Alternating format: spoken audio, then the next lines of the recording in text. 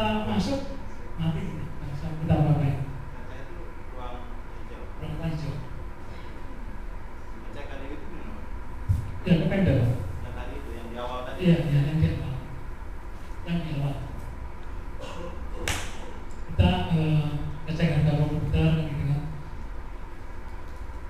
Secara quick count lahan itu konversinya 5. Nanti kita tunjukkan contohnya.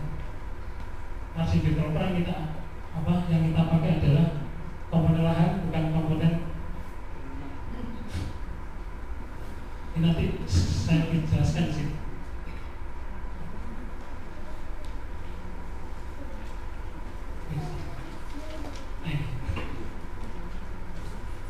Ini acuan kita kalau harga dasar tanah itu nggak ada di sini.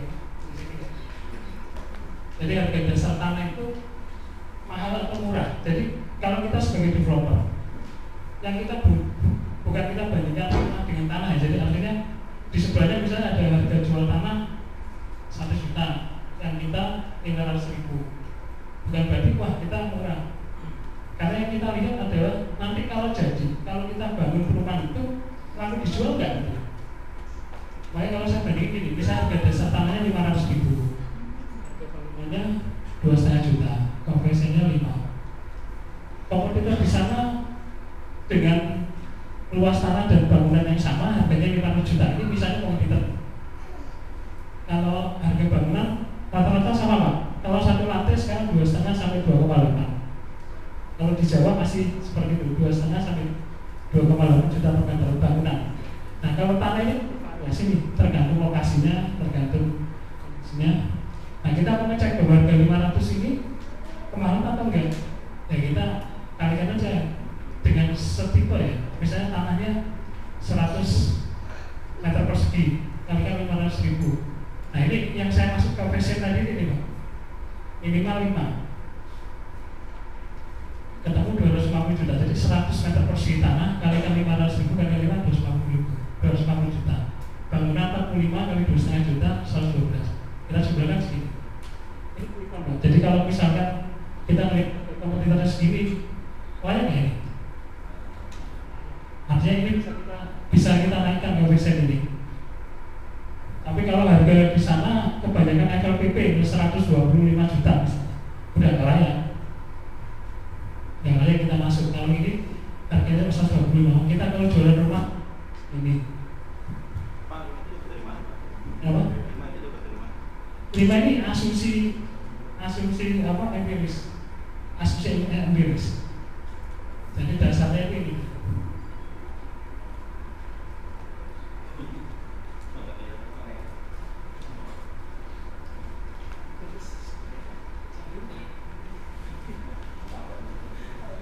Pak, 2,5 juta itu harga kita membangun atau harga jual kita? Harga kontraktor.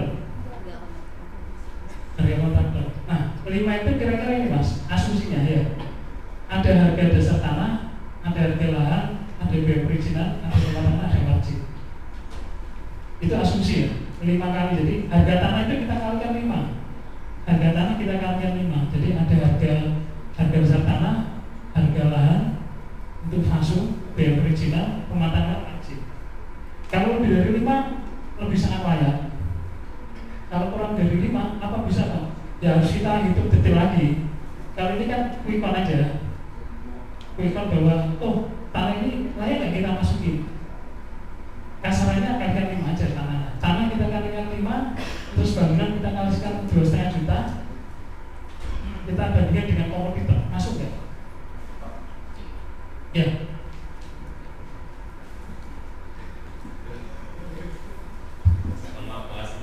Pak, ini kan koefisien lahan ya. Kalau misalnya di sana tidak ada kompetitor, nah misalnya saya mau koefisiennya dikalikan misal 5 ya Pak. Nah di sana kan nggak ada kompetitor, terus kemudian harganya kan sampai 300 gitu. Kira-kira makroekonomi di sana nggak nyampe itu cara apa ya mengatasinya gitu. Saya harus apa sama apa kalau nggak ada kompetitor. Ya. Jadi ini salah satu. Jadi 5 itu sebenarnya salah satu pendekatan aja. 5 itu salah satu pendekatan. Jadi kalau misalkan misalkan Pak di sana nggak ada kompetitor, terus gimana kita cara menentukan harga? Yang pasti kita harus hitung harga HPP dulu. Artinya dengan 5 itu kita dapat seberapa? Dengan kita kalikan 5 dapat berapa? Kemudian kita sesuaikan dengan potensi pasar. Yang mau kita tembak ini pasar mana nih? Yang mau kita tembak? Apakah pasar buruh, ataukah pasar staff, ataukah pasar menengah ke atas? Nah kita lihat kira-kira kan kalau orang ngambil KPR di bank itu pembiayaannya adalah 1/3 dari cicilannya dia. Kira-kira 1/3. Bank itu akan nilai pendapatannya dia berapa. Kalau pendapatannya dia 6 juta sebulan, berarti nyicilnya itu cuma bisa 2 juta sebulan. Ya, 2 juta itu kira-kira kalau dikonversikan nanti kalau jadi rumah cicilan 10-15 tahun mungkin 300 juta. Jadi pendekatannya kalau yang 5 kali itu pendekatan kompetitor. Memang itu bukan langsung kita putuskan, cuma kita ngecek aja bahwa ini lain enggak gitu. Nah, kalau misalnya kompetitor nggak ada, tadi itu pendekatannya dengan melihat pasarnya. Ya kan? Kalau pasarnya misalnya di daerah Jakarta Selatan, daerah Selatan yang daerah bagusan, itu kalau sampai jual rumah 1,5 sampai 2 masih laku tuh. Ya kan? Sampai jual 500 juta, saya masih beli. Kira-kira itu. Tapi kalau di daerah pinggir-pinggir itu ya, yang kira-kira di situ banyak daerah buruh, mungkin 150 juta. Tapi komponennya tadi itu tanah dan bangunan itu kita kalikan aja ya. Tanah kita kalikan ini. Itu pendekatan. Ya. Ditanya. 5 itu keuntungan Nanti nih Pak, 5 itu ini keuntungannya cuma 1 kali nih. 5 itu ada harga tanah, kemudian harga lahan, biaya perizinan, biaya muatan lahan, marginnya sekali. Jadi 5 kali itu di situ ada biaya dan ada margin. Ini 5 kali itu untuk gampang-gampangannya aja lah. Kalau misalnya, bisa di atas 5 Pak, berarti itu lebih besar. Tapi Pak, itu di bawah 5, ya berarti kita harus hitung. Dari margin kita lebih kecil, kita mau nggak kalau kita masuk ke situ?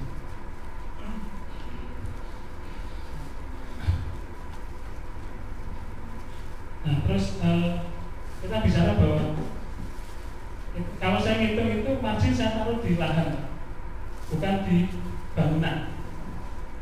Ini saya kasih contoh ya. Kalau ini margin ditaruh di harga lahan, yang ini margin yang ditaruh di tanah dan bangunan.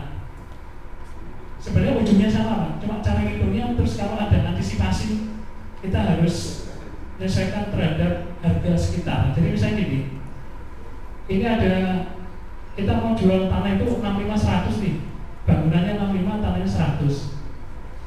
Jadi tanahnya 2 juta, bangunannya 2,5. Nah ini HPP-nya misalnya 362, ini keuntungannya 40 juta di sini. Ini keuntungan 40 juta. Nah, di kasus yang lain, cara ngitungnya kita ngambil untungnya di 2 komponen nih. Komponen ini sama komponen bangunan. Sama-sama 40 juta ini. Cuma yang ini ngambil untungnya ini segini. Sebenarnya sama-sama 40. Nah, bedanya di mana? Bedanya gini. Kalau kita kan developer nih, bukan kontraktor. Pas kita lihat dengan jual kita 65-100 itu harganya 362. Ternyata nggak ngangkat. Kita jualan nggak ngangkat. Harus diturunkan harga jualnya. Sehingga saya mau kecilin bangunannya yang dulu 65 menjadi 36. Supaya apa? Supaya harga jualnya bisa 290. Kalau saya developer, yang saya ambilkan untungnya di tanah. Tanah kan nggak berubah. Tanah 100 ya 100 saja. Tapi kalau bangunan mau dikecilkan, mau dibesarkan kan bisa. Bangunan yang di atas tanah itu. Pak, Jadi 40 juta dari mana sih Pak? apanya? 40 juta dari mana untungnya? Ya untungnya. Keuntungan tanah. Jadi saya ngambil untungnya itu dari tanah 40 juta. Ini asumsi Pak. Jadi ini untungnya di 40 juta. Saya ngambil untung 500.000 kali 100 kan cuma 50 juta kan Pak? Cuma 5 100 kali 2 juta, 200 juta. Iya. Nah, anggap aja saya ngambil untung dari tanah itu 40 juta. Jadi jualnya 200 juta gitu. Saya jualnya ini 362. Saya jual rumah itu dengan bangunan yang 65 tanah 100. Ini udah jadi rumah Pak ya. 362.500. Keuntungan saya asumsikan 40 juta. Nah, cuma saya ngambilnya adalah dari tanah. Bangunan saya nggak ngambil untung. Ini cara perhitungan Pak. Ini sebenarnya rumahnya sama ya Pak. Ini dengan ini suka rumahnya sama. Cuma cara perhitungannya, yang ini dengan cara dia ngambil untungnya dari tanah, yang ini ngambil untungnya dari tanah dan bangunan. Sama-sama 40. Oke, soalnya di atas kan 250 juta kalau itu. Itu cuma Oh, ini 20 juta. beda Pak. Ini kasus ini beda. Bapak nggak usah ngeliatin aja.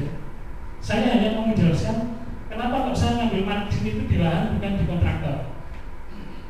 Kalau kita ngambil untung di kontraktor Pak, kita jadi kontraktor Pak, bukan jadi developer. Bisnis sangat berbeda. Saya dulu kontraktor Pak, sekarang saya jadi developer. Bangunan saya suka Pak ke kontraktor. Kenapa nggak saya bangun sendiri? Beda, bisnisnya berbeda. Kalau tim saya jadikan satu, timnya developer sama tim kontraktor. Nanti misalnya kontraktor akan sibuk urusi cari harga material yang murah, cari toko yang bisa ngutangi, cari tukang yang benar. Kita lupa pekerjaan developer banyak Pak. Kita harus urus ke KPR, kita nyari konsumen, ya kan? Kita cari hubungan dengan konsumen seperti apa. Bisnisnya berbeda. Makanya mau saya pecah dalam arti gini. Ini idealnya Pak, idealnya bahwa kalau kita developer lebih baik kita ngambil untungnya itu di tanah aja. Kalau kontraktor Pak, kita terlalu tekan. Ya, terlalu tekan. Kontraktor itu untungnya paling 10-15%. Kalau kita terlalu tekan kontraktor, ada dua kemungkinan. Kalau nggak dia lari, dia nyuri. Ya kan, lari nyuri kan. Kita kan berpikiran gini, kontraktor, kamu kerjakan rumah saya, tak kasih harga yang layak, kira-kira 10-15% keuntungannya, supaya kamu kerjakan rumah ini bagus. Jadi nggak kita tekan Pak, harga yang layak aja, bukan harga yang terlalu berlebihan. Nah, ini dengan cara perhitungan kayak gini kita sudah ngasih asumsi bahwa bangunan ini kita apa adanya nih ke kontraktor, yang kita ke developer, sehingga kita ambil untung hanya di tanah. Nah, dengan cara seperti ini, misalkan nih, kalau kita jual 6.500 ternyata harganya rumah ini terlalu besar, nggak laku, sehingga kan mau kita turunkan harga, paling gampang, udah bangunannya dikecilin aja.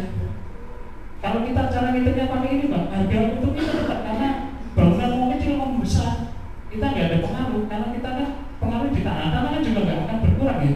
Kalau sertifikatnya dari 100 ya 100 yang kita jual, bahannya bisa kita naik turunkan. Nah, kalau yang cara nomor 2, bangunannya kan otomatis dia mengecil ya, karena dia ngambil untungnya dari bangunan itu per meternya kan dia ngambil dari sini nih, sehingga mengecil. Sehingga nih kalau saya jualan rumah, terus ada yang tanya konsumen, Pak, tanahnya ini kalau misalnya nggak dibangun bisa nggak? Ya bisa. Untuk saya nggak berubah. Saya jualan 39 April, 39 April. Ada yang mau beli hanya kosongan. Pak, saya mau beli kosongan. Saya kan aja, mau saya ngitungnya dari tanah kok. Saya nggak pusing, mau di borong mau 10 April, nggak ada bangunannya, untuk saya tetap. Kalau ubah bangunan, ubah setelan enggak? Kalau ubah bangunan nggak ubah setelan, hanya ubah IMB. Berubah setelan itu kalau merubah ukuran tanah. Ya, ukuran tanah itu berubah apa? Akhir. Ada yang nggak ngerti?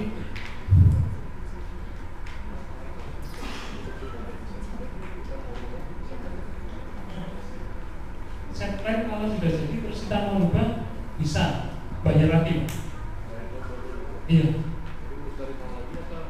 Dari nol lagi.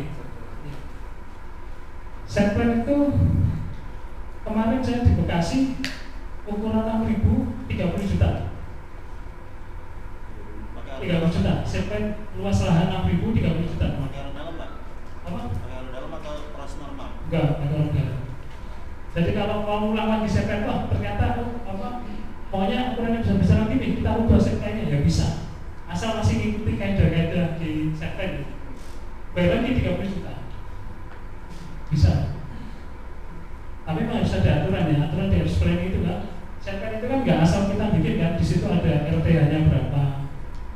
Terus ada beberapa daerah itu yang mensyaratkan luas kapling minimal kayak Depok nih, luas kapling 120 di Depok ini.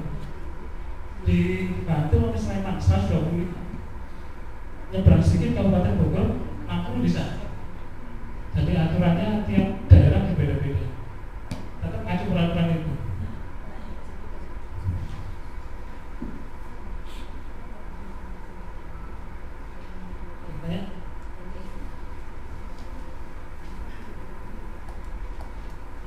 Ini memahami alur bisnis. Ini presiden terakhir. Sebenarnya sederhana aja dalam artian, nyari lahan dulu, urus memastikan bahwa sertifikatnya clear dan peruntukannya oke, buat marketing plan, urus IMB perjualan. Nah ini ada beberapa kasus baru aja, jadi ada teman nggak tergabung dalam kelompok seperti. Jadi dia dapat pendanaan dari Timur Tengah. Kebetulan dia kenal baik sama ada sekolah. Jadi guru-gurunya mau ngambil, Pak, saya mau beli bangun perumahan di dekat sekolah nih. Pembelinya sudah ada nih guru-guru. Nah, dia dapat pendanaan dari Timur Tengah. Yang dilakukan adalah dia beli tanah. Saya kan memastikan bahwa pembelinya sudah ada nih guru-guru. Dia beli tanah. Padahal tanahnya masih AJB, di tanah dibangun Pak. Tinggal sederhana. Jadi lama-lama dari sini habis beli tanah masih AJB dibangun. Setelah jadi, kan dia anggap bahwa sudah ada konsumen, dibawa ke bank, ditolak. Kenapa? Mana sertifikatnya? Tidak bisa menunjukkan sertifikat. Mana ILB-nya? Belum urus. Jadi diulang Pak. Jadi diulang lagi. Jadi ini sudah jadi dan saya sudah ke sana. Ada 20 rumah, gitu kan? Sudah jadi Pak, tinggal ditempati. Tapi guru kan banyak KPR. Nah, Bapak kan lihat mana sertifikatnya. Dia, Pak ini kan tanah sudah ada, sudah dikuasai, bangunan sudah ada. Oh iya, kalau bangun itu kan administrasinya ketat. Mana sertifikatnya? Mana sertifikatnya? Mana IMB-nya? Gak bisa nunjukin. Diulang lagi Pak, dari awal. Diulang lagi dari awal, ngurus. Tapi tahu sendiri kan kalau mengerjakan yang sudah ada terus ngurus dari awal, jadi makanannya siapa? Orang perizinan digorok. Artinya kan barang ini udah jadi.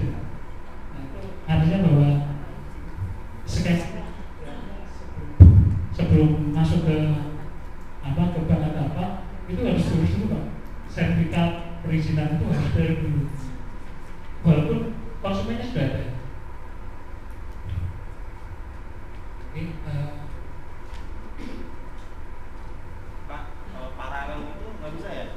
Karena misalnya investor mau cepat gitu, jadinya proyeknya gede gitu. Yang nggak membolehkan ya banknya. Misalkan bangun rumah sampel dulu satu gitu. Bangun rumah sampel dulu 2 kamar pada saat sama ngurus IMB. Jadi orang udah datang duluan gitu loh Pak. IMB selesai, yang ngajuin ke bank, kayak gitu. Saya pakai resi itu paralel gitu. Nggak bisa ya?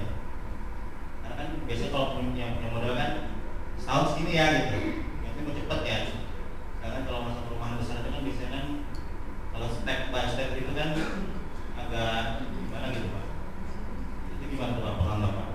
Jadi kalau saya bicara ideal, idealnya seperti ini. Kalau bicara kita modifikasi di lapangan, nanti tergantung lapangan juga. Jadi kasus Pak. Jadi kalau misalkan ya kita harus berkomunikasi dengan orang-orang terkait. Misalkan ini kita ngurus IMB ini, terus kita butuh segera bikin rumah contoh. Ya kita nggak bisa langsung bikin rumah contoh Pak. Kerjasama, koordinasi namanya. Nanti akan keluar uang koordinasi. Nah, uang koordinasi. Dan beda-beda. Artinya fast track lah istilahnya ya. Fast track itu dalam artian nggak nunggu ini selesai. Jadi secara bersamaan, tapi tetap intinya adalah koordinasi. Ya kan? Jadi kalau misalnya IMB itu yang saya pernah lakukan, saya pernah bangun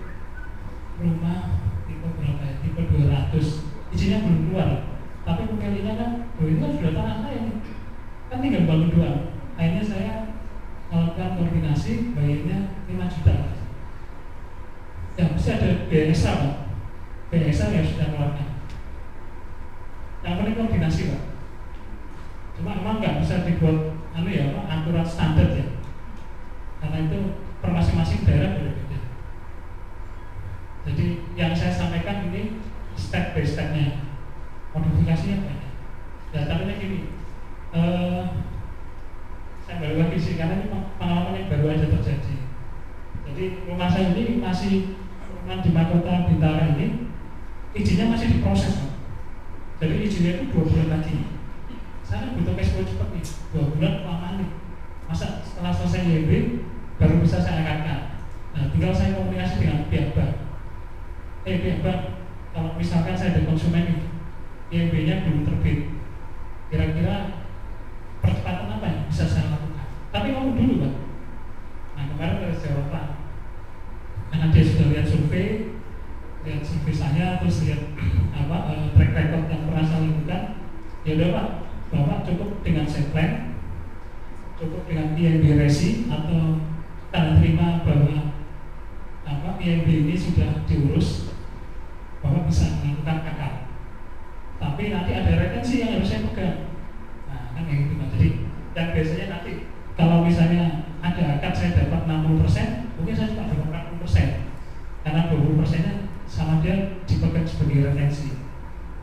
Ya, jadi percepatan-percepatan itu bisa Pak, asal ada komunikasi dengan pihak yang kita berhubungan.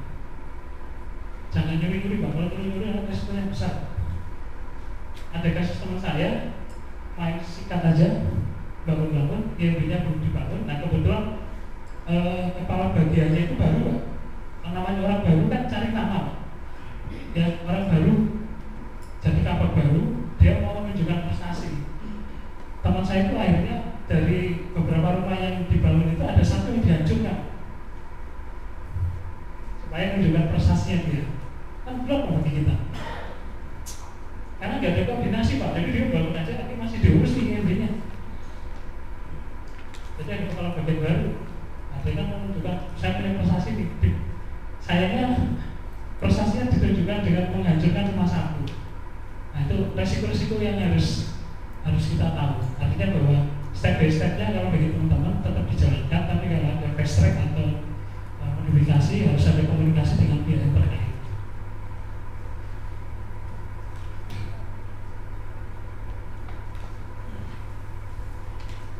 Nah ini Pak, tadi saya mau jawab yang tanah itu Pak ya. Jadi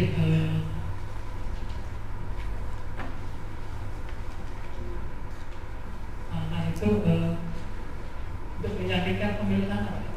Tadi pertanyaannya meyakinkan pemilik lahan untuk bekerjasama. Membuat pemilik lahan bekerjasama. Ini ada salah satu pendekatan. Saya alhamdulillah sekarang ada 7 lahan yang sudah bekerjasama dengan saya mulai tahun 2010. Artinya memang susah nyari. Kalau beli tanah Bapak buka koran, nembak tanah yang mau dituju, bayar. Tapi kalau kerjasama susah. Saya biasanya pengalamannya Pak, itu butuh waktu sampai 3 bulan, 3-4 bulan untuk membuat pemilik tanah itu merasa aman kerjasama dengan saya. Jadi pemilik tanah itu pertama harus dibuat nyaman Pak. Pemilik tanah harus dibuat nyaman. Karena kan ini mau kerjasama, dan kerjasama ini nilainya besar punya. Jadi dibuat si pemilik tanah itu nyaman, terus aman, terus dia menguntungkan. Jadi bukan sekedar menguntungkan toh. Pak, Bapak kerjasama dengan saya Pak, nanti Bapak tak kasih duit balik. Ada nggak mau? Ya. Membuat nyaman itu begini. Saya biasanya ada personal trust bridging. Personal trust bridging dalam artian gini. Saya dengan pemilik tanah kadang-kadang nggak begitu kenal, tapi harus ada yang menjembatani pemilik tanah itu dia percaya dengan saya.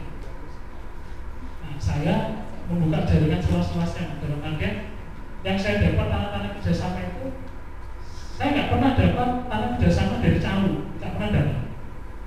Saya dapat tanah kerjasama itu dari orang terdekatnya yang punya tanah, orang terdekatnya punya tanah. Jadi karena dia yang menjamin bahwa kita itu benar. Kalau kita walaupun punya kompetensi, ketemu dengan pemilik tanah, pemerintahnya nggak kenal dengan kita, dia akan tanya siapa kita ini. Tapi kalau kita diajak sama yang secara emosional itu kenal dekat sama pemilik tanah, itu bisa menjaga tanah. Jadi rata-rata kalau yang saya dapat kerjasama itu Pak, punya mertua teman, punya iparnya teman, punya sahabatnya teman. Jadi saya jarang Pak langsung dengan pemilik tanah. Jadi si pemilik tanahnya mesti kan tanya, yang kamu bawa ini siapa? Dia akan menjaminkan, ini saya, ini orang yang baik, orang yang dia akan menjamin kita, dia menjamin kita. Jadi memang saya selalu ada personal trust prinsip. Jadi kayak